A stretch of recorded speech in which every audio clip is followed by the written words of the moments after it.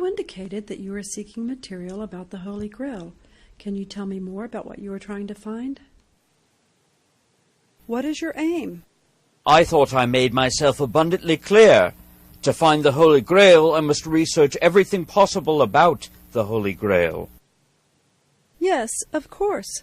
We can certainly start with some broad introductory overview types of resources.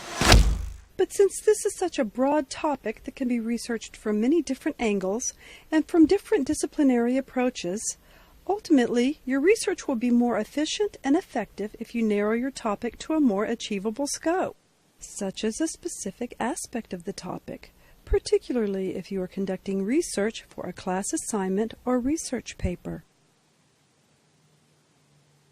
Keep your aim focused on your target. We have lots of tools to help you stay on course.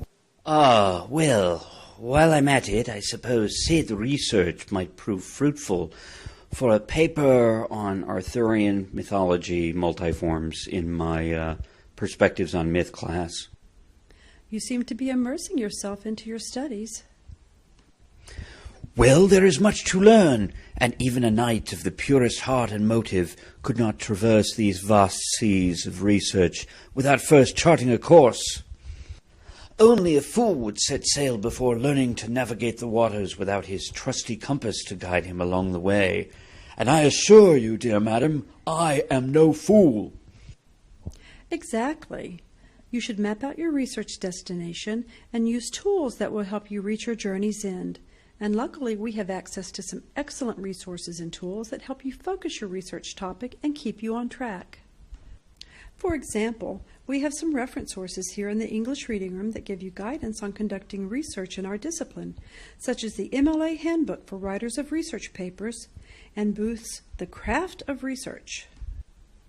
In The Craft of Research, you'll be introduced to a 3-step formula to help you flesh out your topic.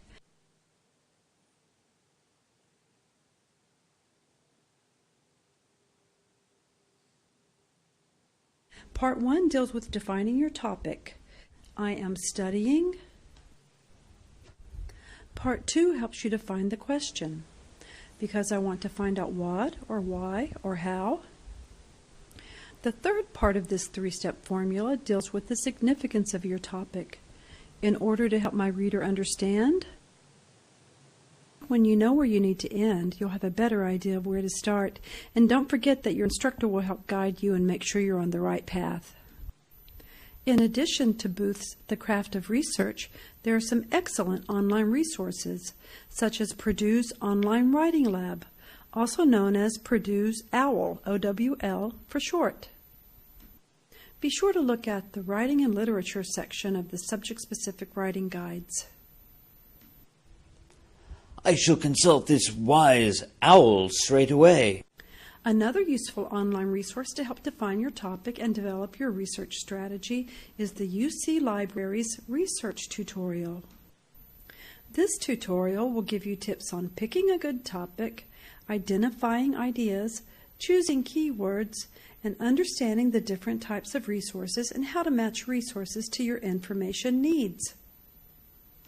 Types of resources? You mean parchment versus paper or scrolls versus books? We have a few more options these days. When we think about resource types, we need to consider if they will be used as primary sources or secondary sources. Righto! You mentioned primary sources before when you spoke of different editions of Mallory's Le Mortateur. Exactly. Primary sources are the original materials being studied. They have not been filtered through interpretation or evaluation. They include creative works, relics or artifacts, interviews, newspaper articles, original documents, photographs, recordings, and the like. Different disciplines will use different types of primary sources. For instance, in statistics, the primary source material might be the raw data. But in literature, the primary source oftentimes tends to be the literary work. In your case, your primary sources might be the text of the original myth, as well as the multiform adaptations of the myth. So do you know what primary sources you will be using? Well, I expect I'll be using Mallory for the Arthurian legend text, but I still need to decide upon which adaptations I'll be using. In addition to primary sources, you'll need to use secondary sources. Secondary sources interpret and analyze your primary source. They can include books and book chapters within academic monographs, critical articles in peer-reviewed journals, and online resources. Please note that you should always apply evaluation criteria such as accuracy, audience, authority, coverage and content, currency, and objectivity to the resources you use. And this is particularly true of online resources found when using a search engine. In our discipline, we will often look for literary criticism to use as a secondary resource.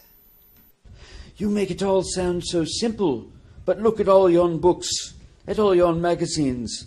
How will I find criticism on my topic?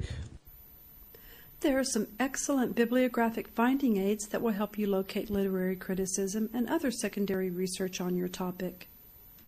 Dear librarian, O sorceress of the scriptorium, I place myself under your patient tutelage.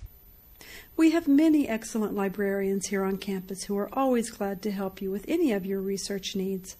But I can't stress enough how important it is that you get guidance from your instructors in every step of the research and writing process.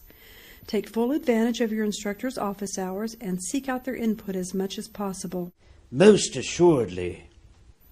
Now that you've narrowed your topic and have a better understanding of the types of resources you'll need, we'll talk about how you can use keywords to effectively conduct searches in various databases.